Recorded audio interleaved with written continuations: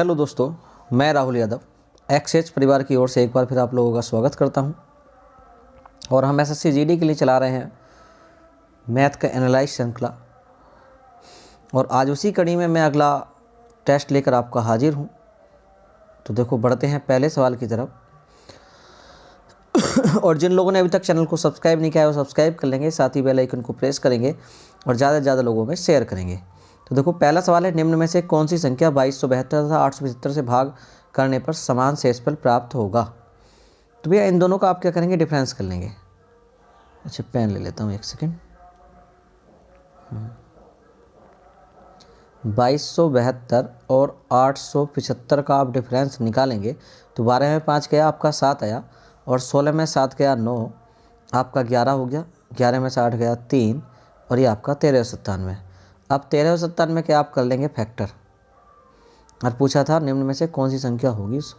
अच्छा, तो 1397 के फैक्टर करेंगे तो आप क्या करेंगे, 11 से भाग करें। 7 3 10, हाँ 11 का ना 11, 11 दूनी 22, 11 7 77।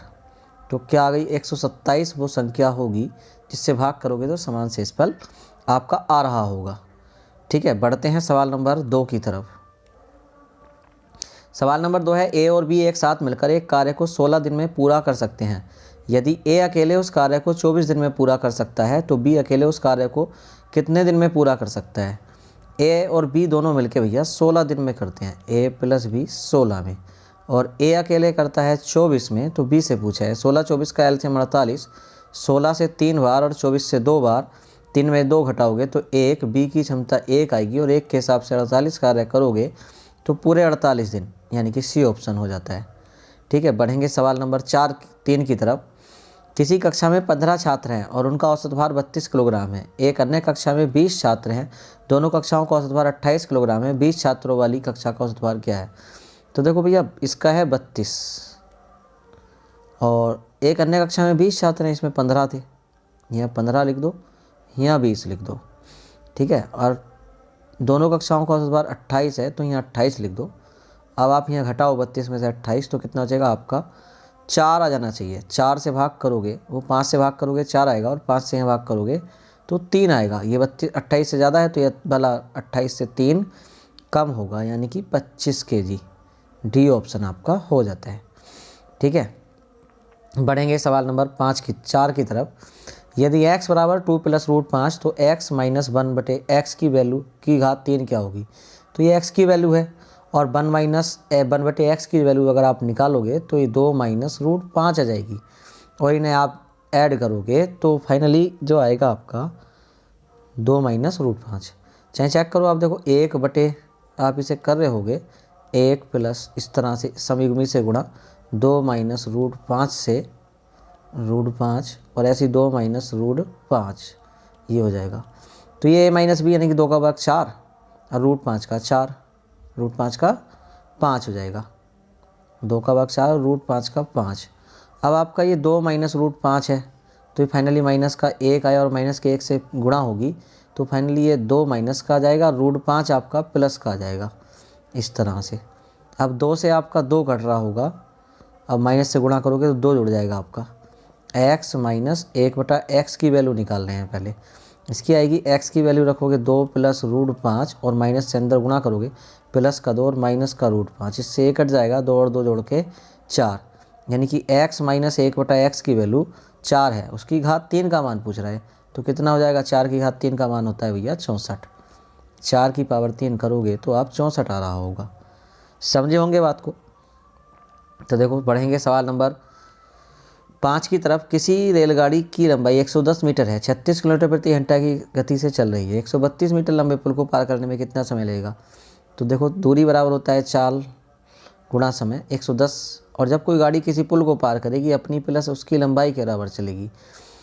132 और 110 जोड़ दिया आपने, बराबर जो चाल है 36 गुणा 5 बटे 18 और गुणा समय, ये आपका हो जाएगा 18 दूनी 36, और 2 पंजे आपका 10, इन्हें आप ऐड करोगे तो ये हो जाएगा आपका 2 और 0 2, 3 और 1 4, और 2 और 1 और 1 2, 5 दूनी 10 से भाग करोगे तो आपका जाएगा समय बराबर 24.2 सेकेंड। 24.2 सेकेंड। ठीक है, तो देखो बढ़ेंगे सवाल नंबर 6 की तरफ। 5% वार्षिक ब्याज की दर से 2 वर्ष में किसी धन का चक्रवृद्धि ब्याज और साधारण ब्याज का अंतर 15 रुपये है, तो वह धन क्या होगा। 2 वर्ष का डिफरेंस दे रखा है, तो इस 2 वर्ष के लिए शॉर्ट ट्रिक होती है D/P बराबर R/100 का स्क्वायर। तो डिफरेंस आपको दे रखा है 15, मूलधन नहीं पता है, रेट 5 है, स्क्वायर मतलब 5 गुणा 5, और ये आपका 100 गुणा 100 हो जाएगा 5 से 3 बार और 5 से 20 बार। 20 गुणा 100 कितना हुआ 2000, और 2000 की 3 से गुणा करोगे तो प्रिंसिपल बराबर आपका 6000 आ जाता है। प्रिंसिपल आपका 6000 आ जाता है। तो पहला ही ऑप्शन दे रखा है 6000। ठीक है, बढ़ेंगे सवाल नंबर 7 की तरफ। 60 लीटर दूध और पानी का मिश्रण, दूध और पानी का अनुपात क्रम से 2:1 है, उसमें कितने लीटर पानी और मिला दें कि अनुपात 1:2 हो जाए। 2:1 के अनुपात में है भाई साहब, 2 और 1 जोड़ के होता है 3, 3 बता रहा है 60 को, तो 1 बताएगा 20 को, मतलब ये 40 लीटर दूध है और 20 लीटर पानी है। अब उसने कहा भैया इसमें कितने लीटर पानी और मिला दें कि अनुपात 1 और 2 का हो जाएगा, 1 और 2 का। तो 40 दूनी कितना होता है 80। 80 बनाने के लिए आपको 60 ऐड करना पड़ेगा, क्योंकि दूध तो ऐड नहीं कर रहे हैं। तो ये आपका 40 और 60 और 20 80 हो जाएगा 40। 40 से 1 बार और ये 2 बार, इस तरह से 1:2 का रेशियो आएगा। तो आप क्या करेंगे 60 ऐड करेंगे।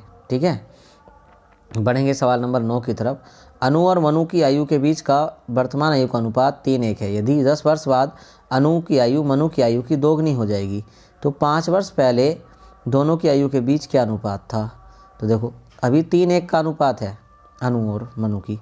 यदि 10 वर्ष बाद अनु की आयु मनु की आयु की दोगुनी हो जाएगी, तो वर्तमान का जो रेशियो है वो 3:1 का है। अब 10 वर्ष के बाद जो होगा, देखो 10 वर्ष के बाद अनु की आयु मनु की आयु की दोगुनी, अगर मनु 1 की तो ये 2 की। अब ये डिफरेंस है, ये शॉर्ट ट्रिक है। देखो हमारी ये 0 से 10 का डिफरेंस है, 10 आ जाएगा, और यहाँ पे डिफरेंस करोगे 1 का, और 1 दही होता है 10, 2 ही का ना 2 और 3 ही का ना 3, 3 में से 2 गया 1, और 1 से भाग करोगे फाइनली 10। तो भैया अनु 30 की है और मनु 20 की है।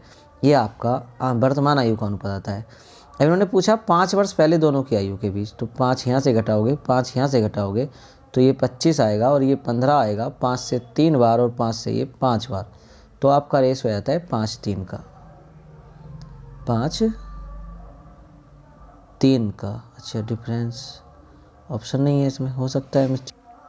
अच्छा हाँ देखो ये मिस्टेक हो गई हमारी। 10 या 30 होते हैं और 10 ही का ना 10 ही तो होता है भाई। 10 में 5 जाएगा तो ये आपका 5 हो जाएगा, और 5 ही का ना 5 और 5 पंजे 25, 5:1 का रेशियो आपका आ जाएगा। ठीक है, समझे होंगे आप मेरी बात को। देखो बढ़ेंगे सवाल नंबर 9 की तरफ। एक आयत की लंबाई और चौड़ाई में 200% की वृद्धि करने पर आयत के क्षेत्रफल में कितनी वृद्धि होगी। जो क्षेत्रफल होता है वो होता है लंबाई गुणा चौड़ाई। अब 200% की फ्रैक्शन ये आएगी 2/1। 1 है तो 2 बढ़ा दिया, 1 से 3 कर दिया, 1 से 3, 2 बार कर रहे हैं यही काम, 1 से 3, तो मतलब 1 क्षेत्रफल आता था तो अब 9 आया। कितनी वृद्धि हो गई 8 की। किस में हुई 1 में, परसेंटेज के लिए होता है 100, तो 800 हो जाता है फाइनली। ठीक है, और आप ऐसे करना चाहें ऊपर वाले 100 में 200 जोड़ो तो 300/100 गुणा 300/100, और 2 जीरो से 2 जीरो कट जाएंगे। 300 तिया कितना होता है 900/100, और 100 से कितना अधिक है ये 800% अधिक है। ठीक है, तो ये आपका जाता है 800। देखो बढ़ेंगे सवाल नंबर 10 की तरफ। चीनी के भाव में 60% वृद्धि हो जाने पर एक गृहिणी को चीनी की खपत कितने % कम कर देनी चाहिए कि इस मद में खर्च ना बढ़े। तो कितना है भैया 60% कमी हो जाने पर। 60% की फ्रैक्शन क्या होती है 3/5।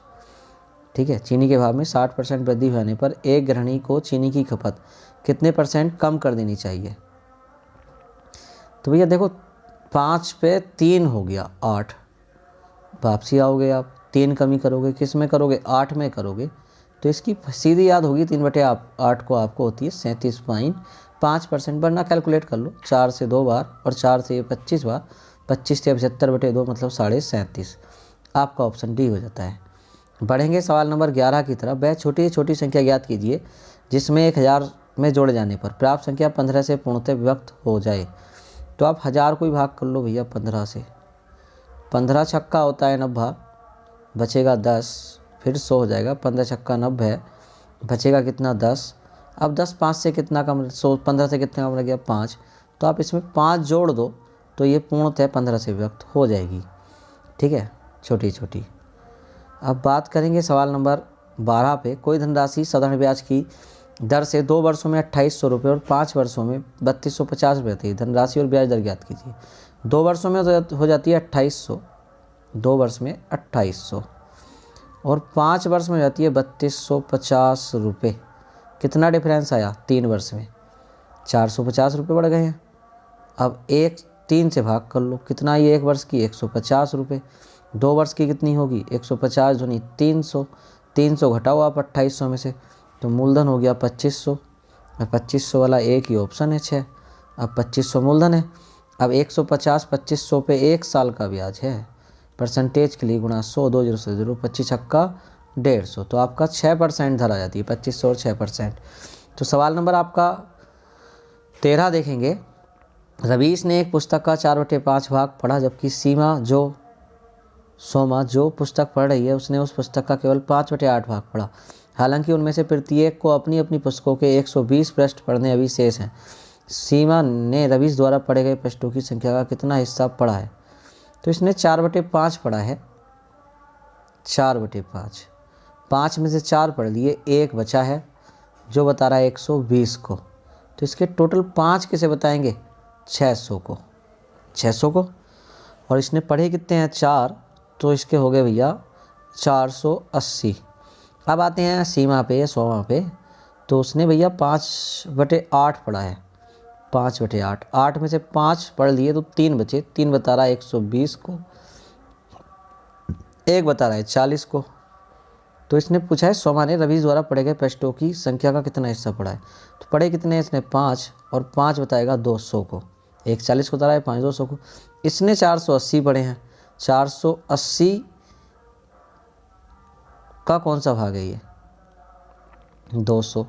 आप चेक करेंगे 0 से 0, और आप 4 से भाग कर सकते हैं, 4 से 5 बार जाएगी और 4 से यहाँ 12 बार जाएगी, तो 5/12 आपका आंसर हो जाता है। ठीक है, बढ़ेंगे सवाल नंबर 14 की तरफ। 8 सेमी भुजाओं वाले समबाहु त्रिभुज का क्षेत्रफल क्या होगा? समबाहु त्रिभुज का क्षेत्रफल होता है √3/4a²। 8 सेमी भुजाओं वाले समबाहु त्रिभुज का क्षेत्रफल वर्ग सेमी में क्या होगा और ऊंचाई क्या होगी? तो 2 चीज़ पूछ रहा है। तो देखो √3/4, a की जगह 8 और 8, 4 दूनी 8 और 8 दूनी 16 √3 इसका क्षेत्रफल आ जाता है। ठीक है, अब बात करें हम इसकी 16 √3 वाला एक ही ऑप्शन है ये आपका ऊंचाई की, तो ये होती है √3/2a। √3/2 a की वैल्यू कितनी है आपकी? a की वैल्यू है आपकी 8, और 2 से भाग करोगे 4 बार तो फाइनली 4√3 आ जाता है। ये आपका आंसर हो गया 16√3 और 4√3, बी ऑप्शन। ठीक है, तो देखो बढ़ेंगे सवाल नंबर 15 की तरफ। 20 - 2 का 25% का इतना। तो पहले सबसे पहले ये छोटी ब्रैकेट ही सोल्व कर लें हम। तो देखो पहले 8 से भाग करेंगे इसे 15 को, 15 × 8/6 + 12, ये होगा 3 दूनी 6 और 3 पंजे 15, 2 चौक 8 और 5 चौक 20 और 12 32। फाइनली इस वाली ब्रैकेट को सोल्व करके 32 मिल जाता है, ये आपका 32 आ जाता है। अब इसने कहा था 25% का 32, तो आप ये लिखेंगे 20 - 2, ये बड़ी ब्रैकेट है आपको सोल्व करनी है, 25/100 का 32, तो कितना होता है 25 चौक का 100 और 4 अट्ठे 32। अब 8 दूनी आपका 16 और 20 - 16 बराबर आपका 4 आ जाता है, पहला ही ऑप्शन। ठीक है, बढ़ेंगे सवाल नंबर 16 की तरफ। 500 कामगारों की औसत मजदूरी 200 रुपये थी। बाद में यह पता चला कि 2 कामगारों की मजदूरी 80 और 220 की जगह 180 और 20 पढ़ ली गई। तो भैया 80 और 220 पढ़नी थी। फाइनली 300 रुपये मजदूरी थी इनकी, पढ़ी क्या गई 180 और 20 पढ़ ली गई, मतलब 200 रुपये। तो कितनी कमी हो गई 100 की, और कितने कामगार हैं 500। तो इस 100 ने 500 रुपये का प्रभाव डाला होगा, तो सबकी 20 पैसे उसने कम कर दी, तो 20 पैसे बढ़ जाएगी, 200 रुपये 20 पैसे। आपका बी ऑप्शन हो जाता है। बढ़ेंगे सवाल नंबर 17 की तरफ। एक व्यक्ति एक मोटर कार 1 लाख रुपए में खरीदता है तथा 1,25,000 में 25% बट्टा काट कर बेचता है। उसका लाभ या हानि प्रतिशत कितनी है? 1,25,000 रुपये में तथा 1,25,000 में 25% बट्टा काट कर बेचता है, उसका लाभ या हानि।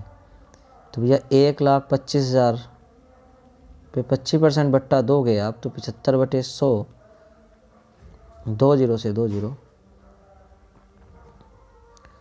और 25 या 75, 25 चौका 100। चलो ऐसे कर लेते हैं।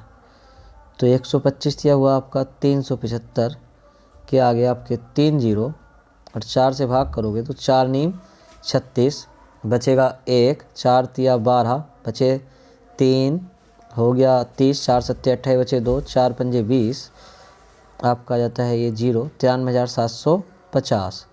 अब यहाँ पे आपको 1 लाख में खरीदा था, 3,750 में बेच रहे हो, तो ये आपको हानि हो गई। और हानि कितनी हो गई?